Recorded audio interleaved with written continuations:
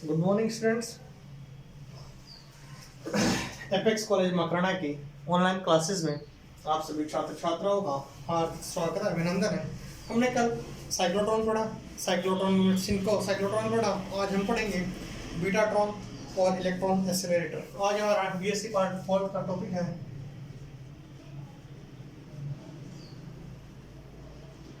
Betatron या electron accelerator. सबसे पहले बात करें तो यह किस प्रिंसिपल में बेसिस है, मैं आपको बता देना चाहता हूं कि यह EMF इलेक्ट्रोमैग्नेटिक इंडक्शन। सबसे पहले ध्यान रखना है, इस पे बेसिस है इलेक्ट्रोमैग्नेटिक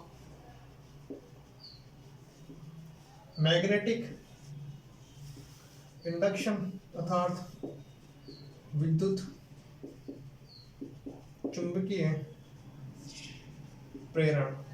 सबसे पहले हमें पूछें कि जो बीटाट्रॉन है वह किस पे निर्भर है, किस प्रिंसिपल पे, तो इसका आंसर होगा इलेक्ट्रोमैग्नेटिक इंडक्शन अर्थात फैराडे के अनुसार ईएमएफ क्या होता है, ईएमआई।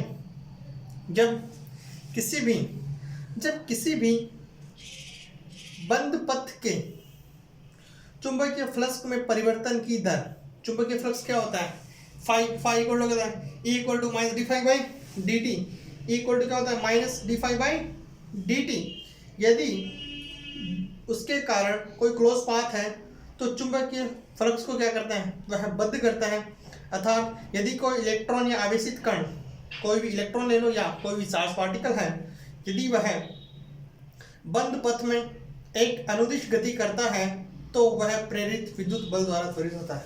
सपोज कीजिए कि कोई भी चार्ज पार्टिकल ले लो या तो कोई आवेशित कण, क्या होगा, कोई आवेशित कण होगा या इलेक्ट्रॉन होगा।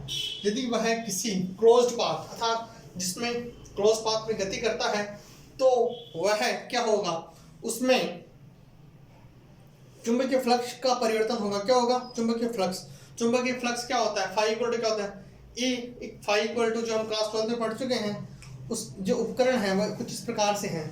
उसमें भी वही है जैसा कि हम पिछले वाले डायग्राम्स में देख चुके हैं। इसमें क्या होता है, इसमें सबसे पहले किस पे बेसिस है, EMI इलेक्ट्रोमैग्नेटिक इंडक्शन।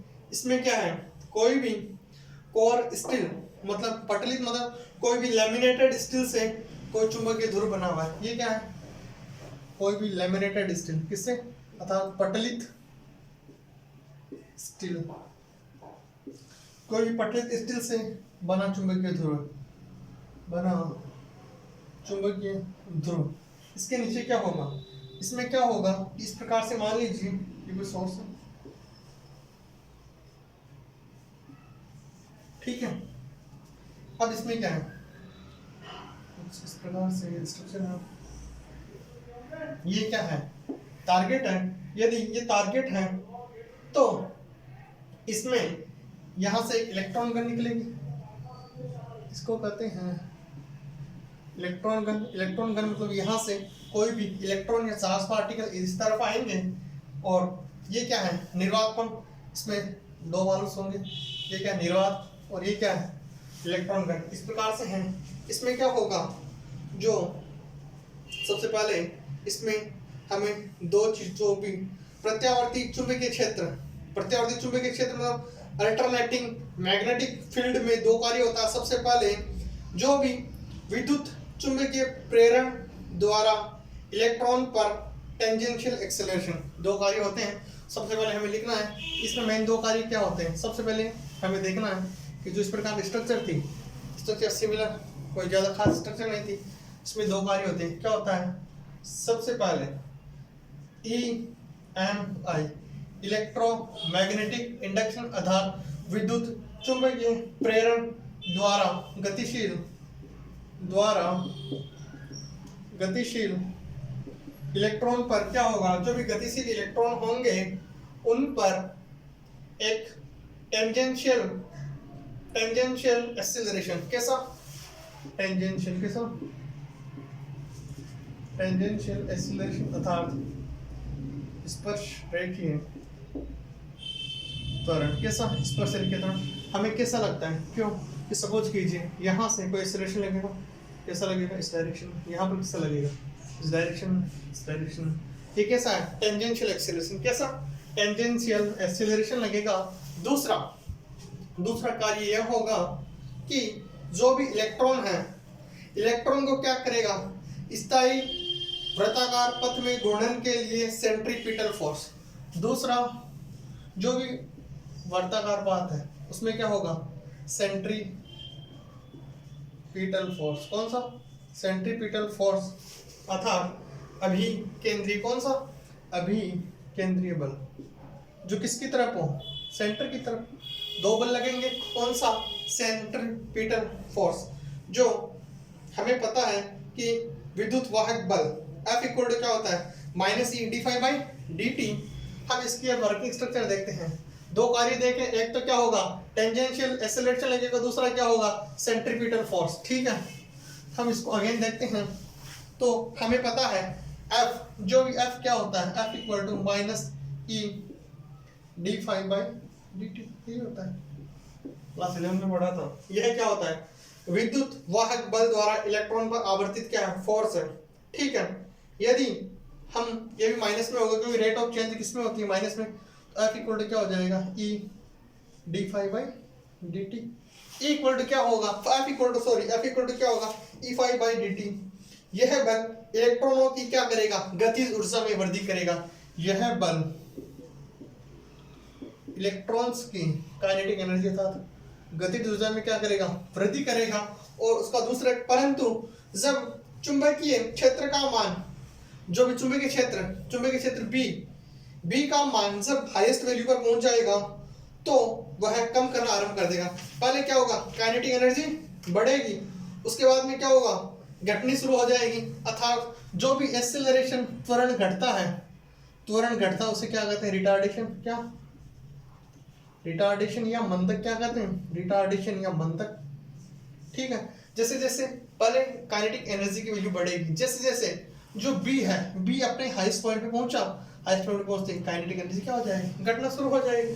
ठीक है, अब जो भी रिटार्डेशन है, रिटार्डेशन का मतलब क्या हुआ कि जो भी मंदक है उसकी वजह से इस मंदक बल के प्रभाव को हटाने के लिए इसी क्षण इलेक्ट्रॉनों को पथ से हटा दिया जाता है। जो भी मंदक है इसके इफेक्ट को हटाना, इलेक्ट्रॉनों को क्या कर दिया? साइड में कर दिया। साइड में कर देने से एक ग्राफ आता है टाइम वर्सेस बी का। किसका?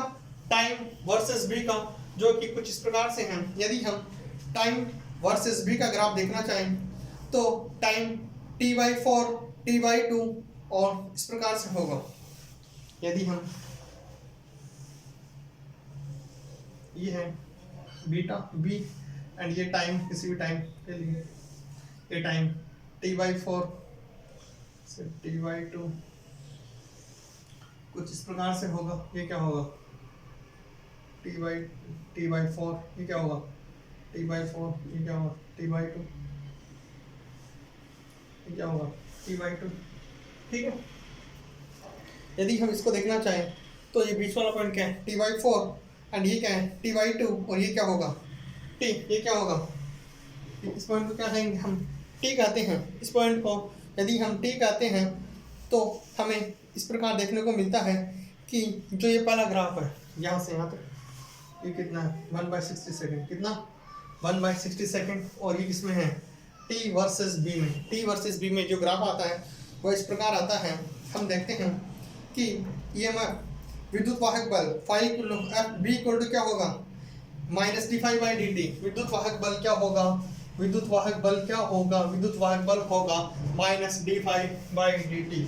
प्रेरित विद्युत वाहक बल मतलब इंड्यूस्ड फोर्स कितना होगा? Minus d∅/dt। क्या होगा? Minus d∅/dt। हम मान लेते हैं कि विद्युत जो भी क्षेत्र है, इलेक्ट्रिक फील्ड, वो क्या है?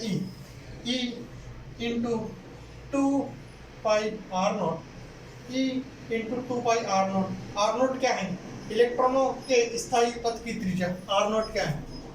r0 है इलेक्ट्रॉन के स्थायी पथ की त्रिज्या। r0 क्या है? यदि हम इलेक्ट्रिक फील्ड को ई इंटू 2πr0 कर दे तो वह किसके बराबर आएगी, minus D five by D T के बराबर आएगी। यदि हम ई की वैल्यू निकालना चाहें तो क्या आएगा, 1/2πr0 into D five by D T, यही आएगी। E equal to 1/2πr0 D five by D T, जो माइनस साइन है इसको हम यदि यहाँ पर पुट कर दें, ये हमें पता है F equal to E equal to क्या होता है, F upon Q. E equal to क्या होता है, F अपॉन क्यू। तो ई इक्वल टू क्या हो जाएगा, F upon E, E equal to F upon E, अर्थात F इक्वल टू क्या हो जाएगा, F फोर्स इक्वल टू क्या हो जाएगा, electric field into electron, electron charge के साथ है माइनस, यदि हम इसको इसके बराबर पुट करें, यदि हम minus E into capital E equal to 1/e into 2πr0 into D five by D T रखें, क्या रखें, D five by D T. यदि किसी क्षण इलेक्ट्रॉन का वेग क्या होगा, v होगा, क्या होगा, वेग v होगा, तो हमें पता है F इक्वल टू क्या होता है, क्यू भी साइन थीटा। यदि किसी क्षण v वेलोसिटी होगी तो F इक्वल टू क्या होगा, Q V B sine theta, किसके बराबर होगा, एम वी स्क्वायर, किसके, M V square upon R के। हमें पता v से v कट जाएगा, एम वी इक्वल टू क्या होएगा, एम वी इक्वल टू, यहाँ पर कैपिटल आर आएगा, क्या आएगा, capital R, M V equal to क्या आएगा, एम वी इक्वल टू आएगा Q B by Q B R naught, यही तो आएगा, एम वी इक्वल टू आएगा क्यू बी आर नॉट। यदि हम क्यू की जगह ई रख दें, क्या, क्यू की जगह इलेक्ट्रॉन है तो ई बी आर नॉट, और ई पे चार्ज के साथ माइनस, तो माइनस साइन लगा दिया। हम देखते हैं कि संवेग में परिवर्तन की दर, फोर्स क्या होता है, फोर्स होता है rate of change of force, minus DP by D क्या होता है, ए क्या होता है, F, minus DP by D क्या होता है, एफ। तो यदि हम संवेग क्या होता है, P equal to M V, P equal to क्या होता है, M V, P equal to M V, हम लिखते हैं D by D T of M V, क्या, M V equal to force, force क्या आया, एम वी को क्या लिख सकते हैं हम, ई बी आर नॉट, क्या लिखेंगे, E B R naught, E R naught into D B by D T, इसको लिख सकते हैं E R naught into D B by D T. जो मैग्नेटिक फील्ड में यदि हम टाइम का डिफरेंशिएट करें, हमें पता है यह किसके बराबर होगा, यह है एफ के बराबर होगा, किसके बराबर होगा, एफ के। फोर्स, फोर्स क्या होता है, rate of change of momentum, momentum क्या है, एम वी की value E B R naught, E B R B की बी बाई टी क्या होगा, डिफरेंशिएशन। तो यदि हम इसको रखना चाहें तो हमारे पास वैल्यूज किस प्रकार से आएगी, ठीक है, यहाँ तक किसी को डाउट नहीं होना चाहिए। हमें पता है सेंट्रीपिटल फोर्स लगेगा, एफ इक्वल टू क्या होता है, Q V B sine theta. हम लिखते हैं कि एफ इक्वल टू क्या है, E R naught D B by D T, तो D five by D T, D five by D T आएगा, D five by D T equal to हम लिखते हैं ई अपॉन, जो हमने पहले लिखा, जस्ट इससे पहले लिखा था, हमने लिखा कि E upon 2πr0 into D five by D T equal to E R naught D B by D T. E से ई कैंसिल, ई से ई कैंसिल, तो हमें निकालना है D five by D T. D five by D T की value क्या आएगी, R naught square into 2π into D B by D T. यदि हम वैल्यूज को एक साथ लिखें तो D B by D T equal to क्या देगा, 2πr0 square D B by D T, यही आएगा। हम कह सकते हैं, इसे कहते हैं इलेक्ट्रॉन या सॉरी बीटाट्रॉन प्रतिबंध, इसे को क्या कहते हैं, बीटाट्रॉन प्रतिबंध, क्या कहते हैं, बीटाट्रॉन प्रतिबंध। जो हम इलेक्ट्रॉन की एनर्जी की कैलकुलेशन करना चाहते हैं, यदि हम इलेक्ट्रॉन की एनर्जी की कैलकुलेशन करना चाहते हैं बीटाट्रॉन से, तो हमें पता है फाई इक्वल टू क्या होता है, phi naught, phi equal to क्या होता है। अब हम एनर्जी की कैलकुलेशन करेंगे, यहाँ तक किसी को डाउट नहीं होना चाहिए, सिंपल सा डेरिवेशन है, क्यू बी के बी एफ इक्वल टू क्या होता है, Q B sine theta, sine 90 value 1 होती है, M V square upon R किया है।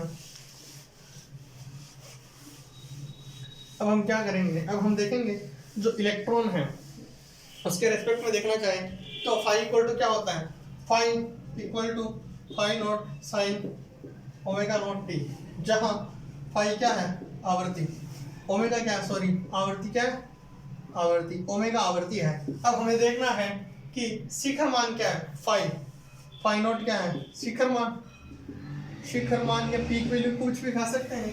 यदि प्रत्यावर्ती चुंबकीय धारा में चतुर्थांश भाग t/4 इक्वल टू क्या होता है, t इक्वल टू क्या होता है 2π/ओमेगा, t इक्वल टू क्या होता है 2π/ओमेगा, t इक्वल टू क्या होता है 2π/ओमेगा।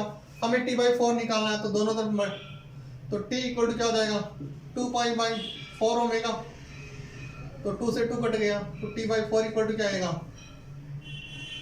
π/2 ओमेगा। t/4 इक्वल टू क्या आएगा π/2 ओमेगा, t/4 इक्वल टू क्या आएगा π/2 ओमेगा। ठीक है, यदि हम मानते हैं कि किसी टाइम इलेक्ट्रॉन का वेग c के वेग के बराबर होगा, वेलोसिटी ऑफ इलेक्ट्रॉन किसके बराबर होगा, वेलोसिटी ऑफ इलेक्ट्रॉन लगभग c के बराबर हो जाएगा, किसके बराबर c के। हम मानते हैं कि किसी टाइम t c में किसी टाइम जो प्रकाश द्वारा तय की गई दूरी कितनी होगी c इंटू π/2 ओमेगा, यही होगी c इंटू π/2 ओमेगा होगी। n इक्वल टू क्या होता है इलेक्ट्रॉन द्वारा लगाए गए चक्कर, इलेक्ट्रॉन द्वारा लगाए गए चक्कर। n इक्वल टू क्या होता है n equal to 2π upon n equal to क्या होता है डिस्टेंस अपॉन 2πr। डिस्टेंस कितनी है 2π c/2 ओमेगा, क्या होगा n इक्वल टू क्या आएगा c/2 ओमेगा। ये क्या है, यह है जो भी डिस्टेंस है, डिस्टेंस में हम किसका भाग देंगे 1/2πr0, किसका 2/r0 का। जब वैल्यू क्या आएगी पाई से पाई कैंसिल आउट, क्या बचेगा c/4 ओमेगा r0, यही तो बचेगा c/4 ओमेगा r0। अभी जो हमने f निकाला f इक्वल टू क्या आया, हमारे पास f की वैल्यू आई e/2πr0 इंटू d∅/dt, यही तो है। यदि हम टाइम 0 से ओमेगा अपॉन हम यदि इंटीग्रेशन करें कहाँ से 0 से π/2 ओमेगा, कहाँ से 0 से π/2 ओमेगा फोर्स का, तो किस प्रकार आएगी हमारी वैल्यू आएगी, हम f की वैल्यू लिखना चाहें तो हमारे पास f की वैल्यू आएगी f इक्वल टू इंटीग्रेशन 0 से कहाँ तक 0 से π/2 ओमेगा, कहाँ से π/2 ओमेगा। हमारे पास यदि हम f की वैल्यू लिखना चाहें फाई इक्वल टू क्या होता है, यदि हमें पता है, इधर देखना फाई इक्वल टू क्या होता है phi naught sine omega naught T, यही होता है। यदि हम फाई की वैल्यू यह रखते हैं तो f इक्वल टू क्या आएगा, f इक्वल टू आएगा आपके पास f इक्वल टू आएगा e omega upon 2πr0 sine की जगह क्या हो जाएगा cos ओमेगा नॉट टी, यही तो बचेगा इंटू 5 ही बचेगा। यदि हम इसको डिफरेंशिएट करिए इसको e omega cos omega naught T into 5 upon 2 omega क्या बचेगा 2 ओमेगा r0 क्या बचेगा 2πr0, हमें 2πr0 ठीक है cos d∅/dt हमने लिख दिया अपॉन कहाँ से कहाँ तक टाइम π/2 ओमेगा। यदि हम इसको सोल्व करेंगे इंटीग्रेशन करेंगे कहाँ से कहाँ तक 0 से, इंटीग्रेशन की वैल्यू कहाँ से कहाँ तक जाएगी 0 से π/4 ओमेगा तक, π/4 ओमेगा तक हमें यदि इसका इंटीग्रेशन करते हैं तो हमारे पास जो वैल्यूज आएगी वह कुछ इस प्रकार से आएगी। f फोर्स इक्वल टू आएगा e omega square 5 upon pi square r0 1 upon omega sine omega naught T, कहाँ से कहाँ तक π/2 ओमेगा से 0 तक। यदि हम इसमें ओमेगा नॉट की जगह 0 पुट करेंगे तो हमारे पास रिजल्टेंट एक बार 0, दूसरी बार क्या आएगा e omega sine not upon pi square r0। ठीक है, यदि हम देखते हैं कि c/2 ओमेगा हमने अभी देखा था c/2 ओमेगा, ये क्या थी डिस्टेंस थी, ये क्या थी डिस्टेंस, यदि है ये डिस्टेंस थी तो E इक्वल टू क्या होता है, E इक्वल टू क्या होगा, इलेक्ट्रिक फील्ड इक्वल टू होगा C pi by 2 omega into ये क्या बचा F की वैल्यू पुट करते हैं तो क्या बचेगा C pi by 2 omega into E omega phi not upon pi R naught, pi से पाई कैंसिल आउट हो जाएगा, ओमेगा से ओमेगा कट जाएगा, E इक्वल टू क्या आएगा, E इक्वल टू आएगा C E phi not upon 2 R naught, यही आएगा। E इक्वल टू क्या आएगा C E C phi not upon 2 R naught into, sorry यहाँ पर पाई स्क्वायर था, पाई स्क्वायर था तो नीचे पाई मिल जाएगा, ठीक है। हमें पता है फाई नॉट की वैल्यू क्या आएगी, फाई नॉट की वैल्यू आएगी E into 2 pi R naught into C E, phi naught की वैल्यू आएगी। तो E इक्वल टू क्या होगा, E इक्वल टू क्या होगा, हमें पता है B की वैल्यू हमने पहले निकाली, ठीक है। तो हम कह सकते हैं E इक्वल टू, हम E इक्वल टू लिख सकते हैं, हम E इक्वल टू लिख सकते हैं E, फाई नॉट की वैल्यू निकालनी हमने, E इक्वल टू लिख सकते हैं E by C, E by C किसकी E by C 2 pi R naught into 2 pi R square naught into B, ठीक है। E इक्वल टू क्या हो जाएगा, इसको हम यदि ये कांस्टेंट मान लें C, क्या E equal to small E into C R naught into B naught, यही हमें निकालना था। अर्थात बीटाट्रॉन से प्राप्त ऊर्जा में समीकरण से स्पष्ट है कि बीटाट्रॉन ऑपरेशन में एम पे डिपेंड नहीं करता। यहाँ पर कोई एम है क्या, नहीं है, डिपेंड किस पे करता है, इलेक्ट्रॉन पे, रेडियस पे और बी नॉट पे, किस पे, बी नॉट पे, ठीक है। और जो इलेक्ट्रॉन की उच्चतम मान क्या हो सकता है, 300 मिली इलेक्ट्रॉन वोल्ट को भी क्या कर सकता है, यह कंट्रोल कर सकता है।